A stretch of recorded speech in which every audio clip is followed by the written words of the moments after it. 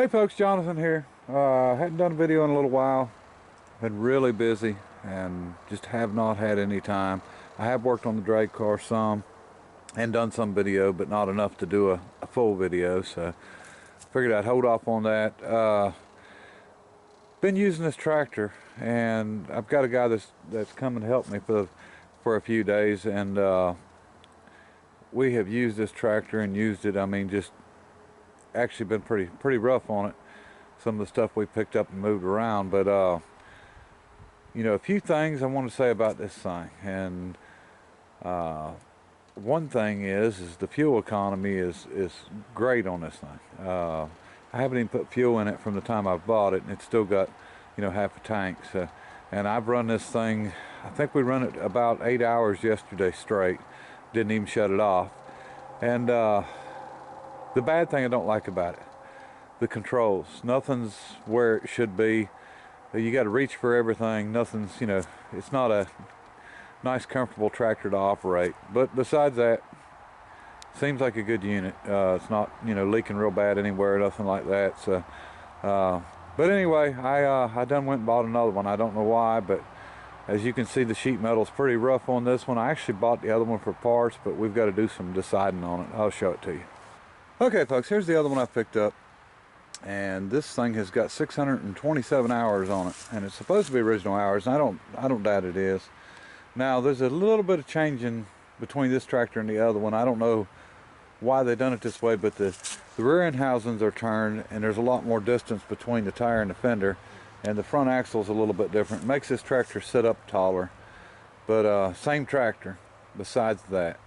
And this thing, sheet metal wise and stuff's in really good shape. All the lights are still on it, headlights. Still got the front fenders, which I don't know how, because that would have probably been the first thing I'd have probably knocked off of it somehow. I've got it covered up on this side because the oil cap's missing here. This tractor, like I said, has been sitting a long time. It's got an issue. It'll start and run, but it only runs on one cylinder. We may or may not, well, we're probably going to try to start it and see if we can figure out what the problem is.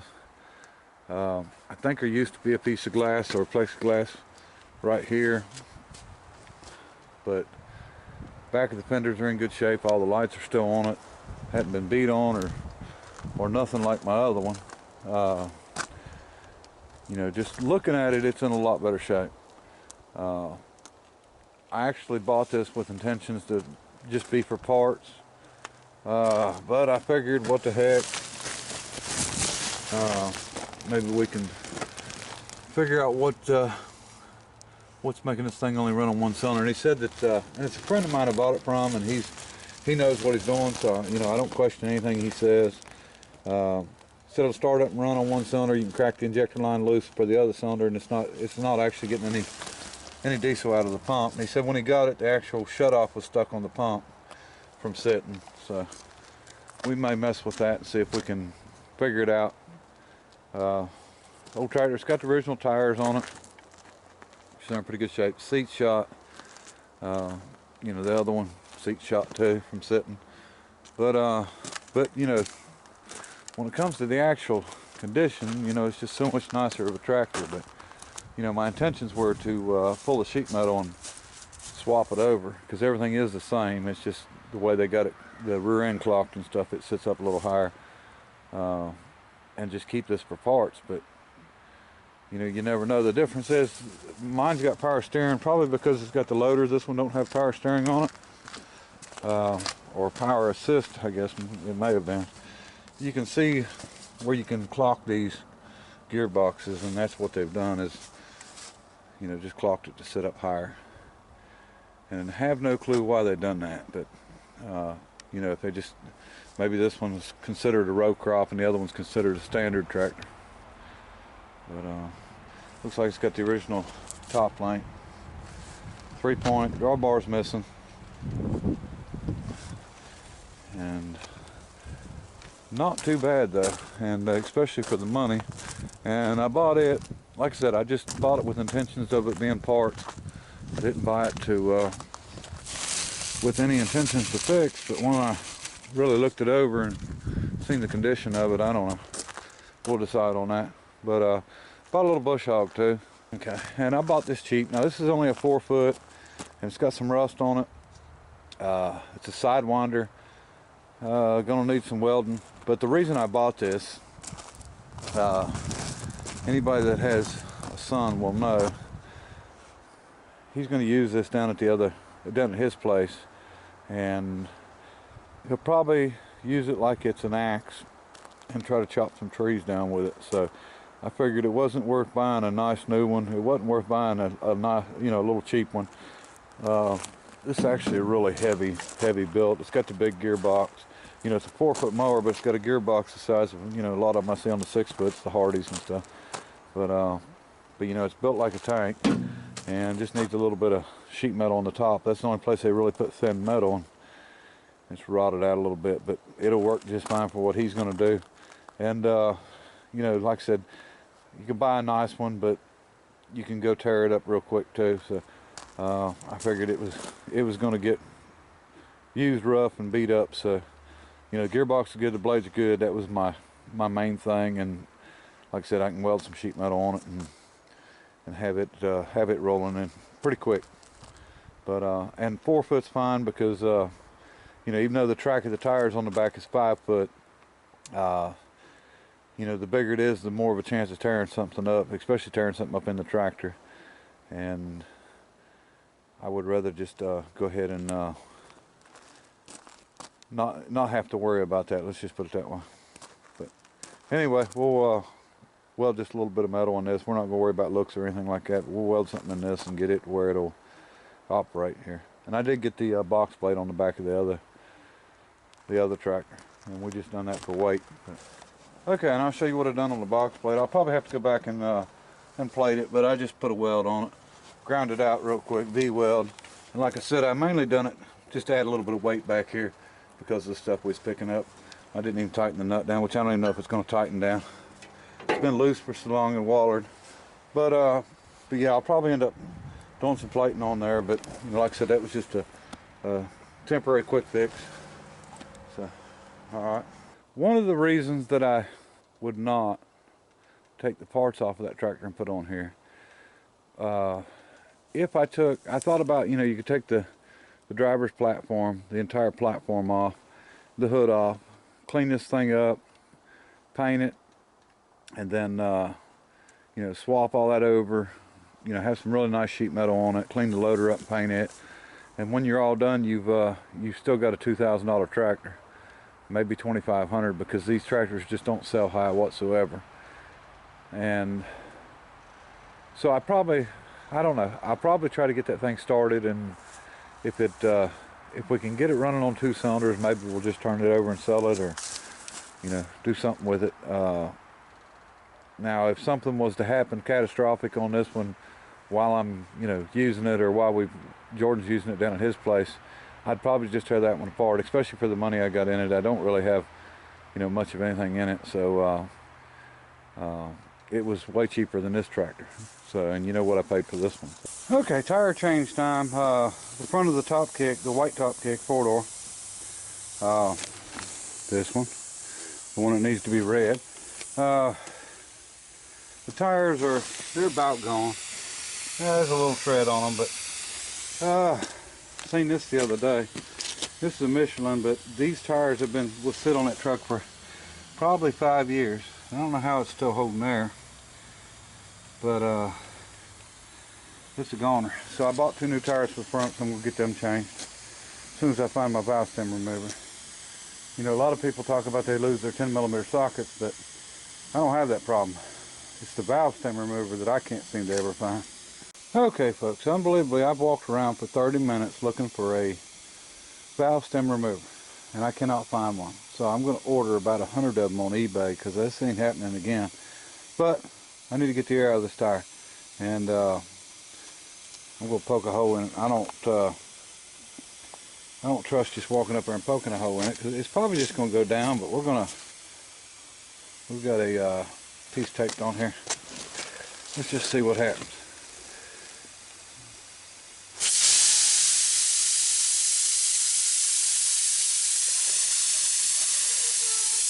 Well, they didn't take much. Air's out. Now I can break it down and change it. Okay, we got one changed here. These are Advanta tires, and 14 ply rating, and hopefully they'll do okay. I've never used this brand. I'm sure they're just China tires, but they're pretty cheap. So got really good tread depth on it. But anyway, that one's done. I got to change the other one now. I never did find a valve stem remover. This rim here is pretty ate up. Alcoa. I may end up swapping with the back and polishing the inside of it out, put it on the back, and then put one of the back ones on the front and polishing the outside on it. I don't know if they've been polished or not. I didn't even turn it over and check. But anyway, I ended up having to make a valve stem remover. That's another cotter key. I didn't want to poke a hole in this one. Kind of worries me poking holes in tires. I've seen some tires blow up from doing that. Okay, I'm going to change this tire now. And you know, last time I done this, and I used these old non-tire tools, because I can't even find my spoon now. I'm in the middle of moving a bunch of stuff around and cleaning up, and I've lost about half my stuff here. But last time I done this, and I done it on video, boy, a guy got all over me. He even made a video showing me the proper way to change a tire. But the proper way to change the tire included the right tire tools. And I was just showing everybody that you can do it without them. And I don't have any proper tire tools right now. I've got a little tire hammer there that I broke it down with, and these things break down really easy.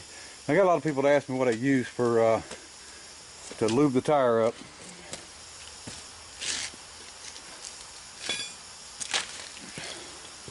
This time I'm using liquid wrench, and basically what I use is anything that I happen to have found in a junk car the last time. Sometimes it might be baby oil, it might be suntan lotion in a spray.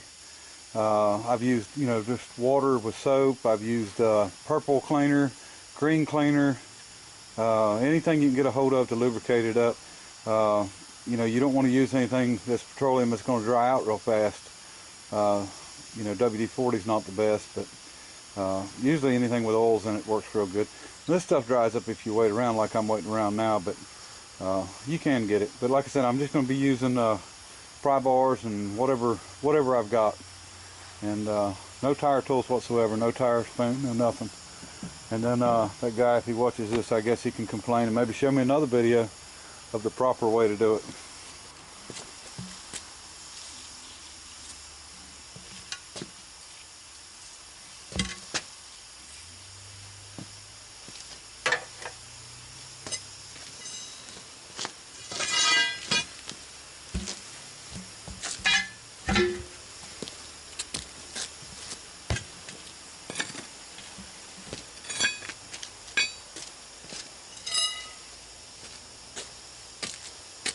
I believe this is something my wife used as a to poke the fire with the other day, and I bent the end of it, so I don't quite know what it is or what it was made for. It might be a stop for a horseshoe game or something, I don't know.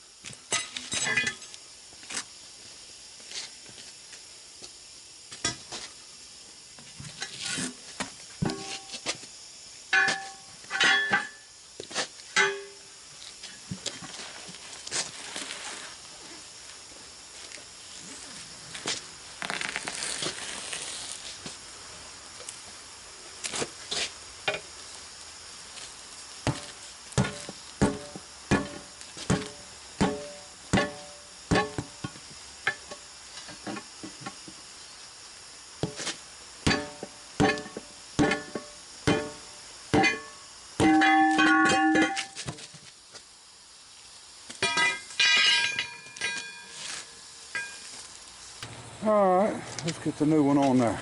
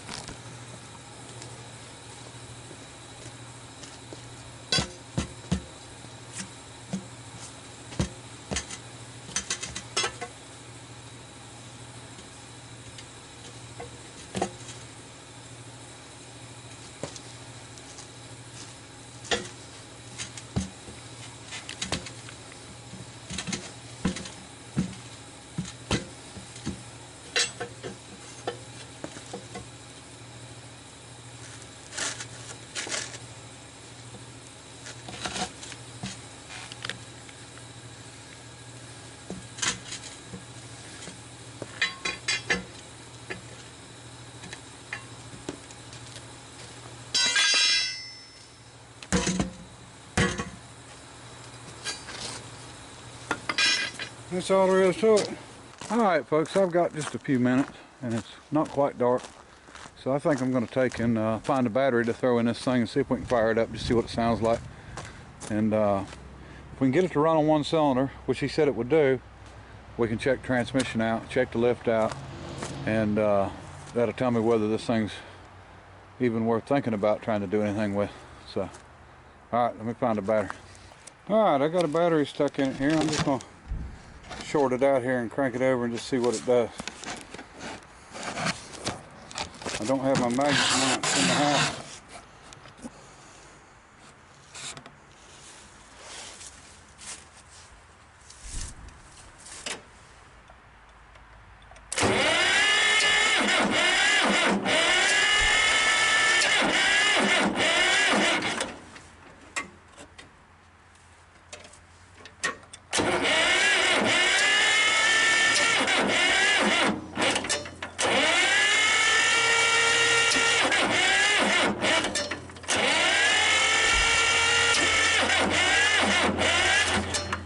We may have to pull it off.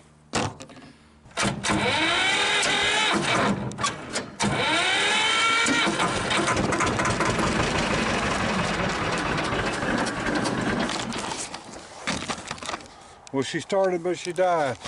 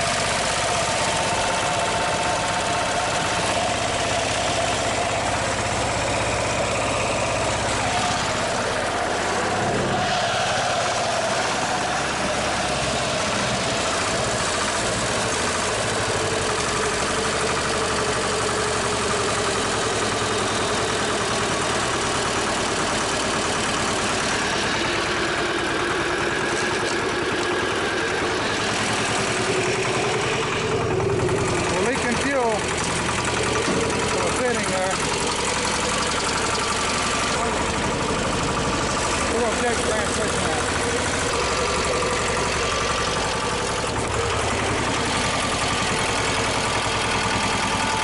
What we do about that fuel leak.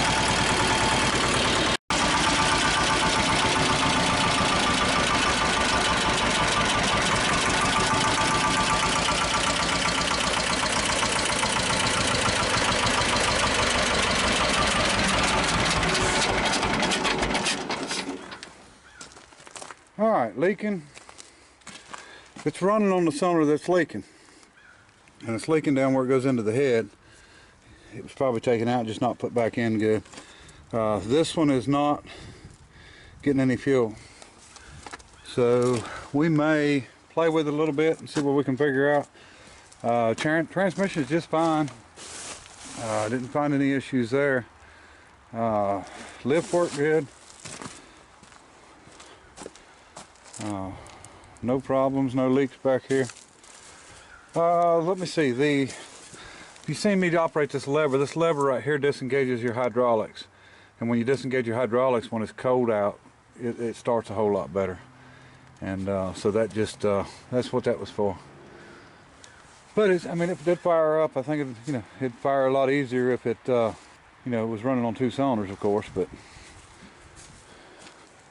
we'll figure it out. We'll either part it out or see if we can fix it. I don't want to spend I can get a pump for about $275. That's shipping and everything to get it here, and I just don't want to spend the money on it. We'll pull the head off this pump and see if we can figure out what the issue is. You can buy a kit for that pump for $24 and something, and really it just comes with gaskets and O-rings. There's nothing, nothing major in that pump. There's no hard parts bad. It may be okay. We may be able to work with it, but I haven't had one of these apart. Most of them have, inline piston pump or P pump. Multiple cylinders, but I'm not sure. This almost looks like a rotary pump, and it may be. And either way, we'll tear into it and just see if we can fix it. And I need to get an oil cap for it. It don't have excessive blow by or anything. It just, we lost the cap and need to get it on it. So anyway, 1 cylinder, like I said, it's running off the one that was leaking. It wasn't putting any fuel out at all on this one. I even cracked it loose. So maybe we can figure out the problem and make it run right. Be a pretty good little tractor. I don't know. Good trading stock. I could trade it off to somebody if I didn't decide to keep it for parts. But we'll see. All right. Appreciate everybody watching, and till next time. Bye.